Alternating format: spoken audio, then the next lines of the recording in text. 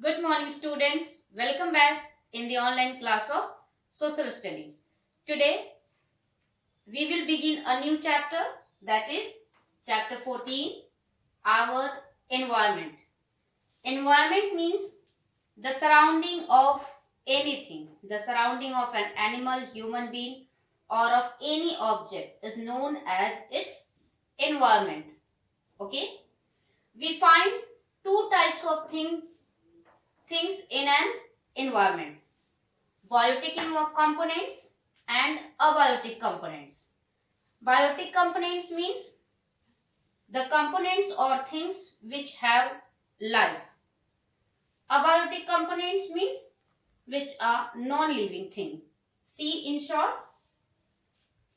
biotic components include all the living things in our environment.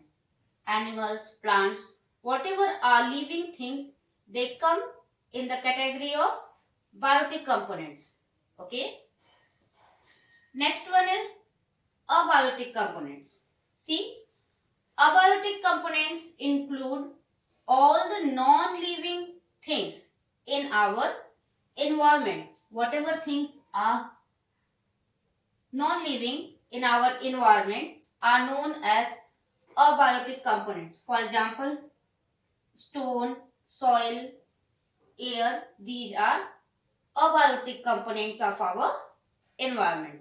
Now, all of you open page number 121 in your social studies book. As I told you, our environment includes two types of things: biotic components and abiotic components. Okay? Biotic components refer to the living things like human beings, animals, plants, etc. On the one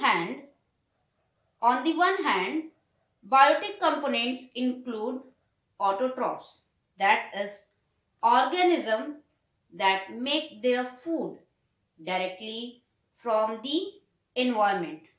Means whatever make their food directly from our environment are known as autotroph. For example, plants. On the other hand, they include heterotrophs, that is, organisms that depend on plants and animals for food. For example, human beings and animals are heterotrophs. Okay? Abiotic components include non-living things like land, water, and air. Land is the solid surface of the earth on which human beings, animals, and plants live. Water found on earth's surface, below the earth's surface, and even in the air in the form of water vapor. Water vapor is also known as humidity. The amount of water present in air is known as water vapor or humidity. Air is found in the atmosphere. Okay? See, biotic components in your book.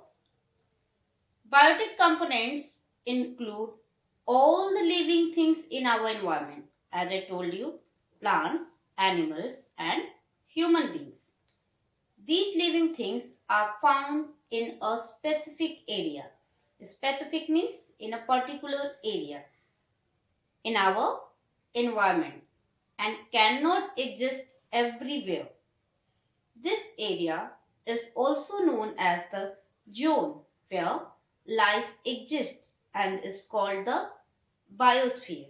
Means biosphere is that area where we find life in any form. Okay? That area is known as biosphere. Biotic components usually include producers, consumers, and decomposers. Okay? See, first one, producers. Producers are also known as autotrophs. These are organisms that prepare their food using the elements of the environment. For example, plants, they make their own food using sunlight, water. They prepare their food using sunlight. Okay. So they come in the category of producers or autotrophs. Okay. Second one is consumers, also known as heterotrophs. These organisms are those which depend upon which depend upon producers for their food. Human beings and animals like cows, deer, etc. belong to this category. Means whatever things or whatever human beings and animals which use plants to live, they come in the category of consumers or heterotrophs. Third one is decomposers, also known as detritivores. This category includes certain bacteria. In this category, some bacteria come which feed on decomposing. Decomposing means break down into smaller pieces. Plants and animal matter means their work to break down plants or animal or decomposed things or the things which are dead. Okay, to decompose the things which are dead, either plants, animals or anything. Abiotic components includes all the things which are non-living. For example, rocks, soil, rivers, lakes, oceans, minerals, and physical factors like temperature, weather, and sunlight. These things come in category of abiotic component, means things which are having no life. All abiotic components affect different organisms to different extents. See, light. Sunlight is the main source of energy in our environment. It is used by green plants to prepare food. We all know that plants use sunlight to prepare their food. Second one is water.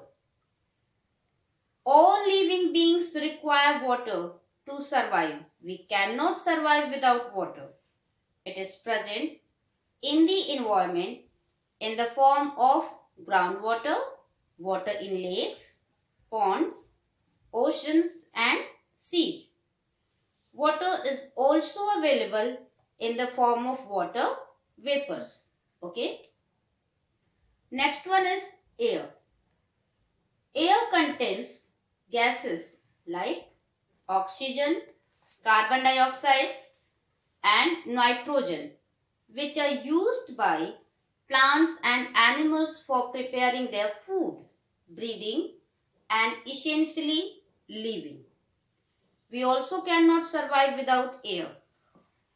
Land is also an important abiotic component of the environment. Human beings, plants and animals all live on land and interact.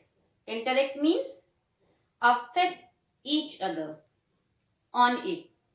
It is valuable source of minerals. Okay. So students, today we learn about two components of environment.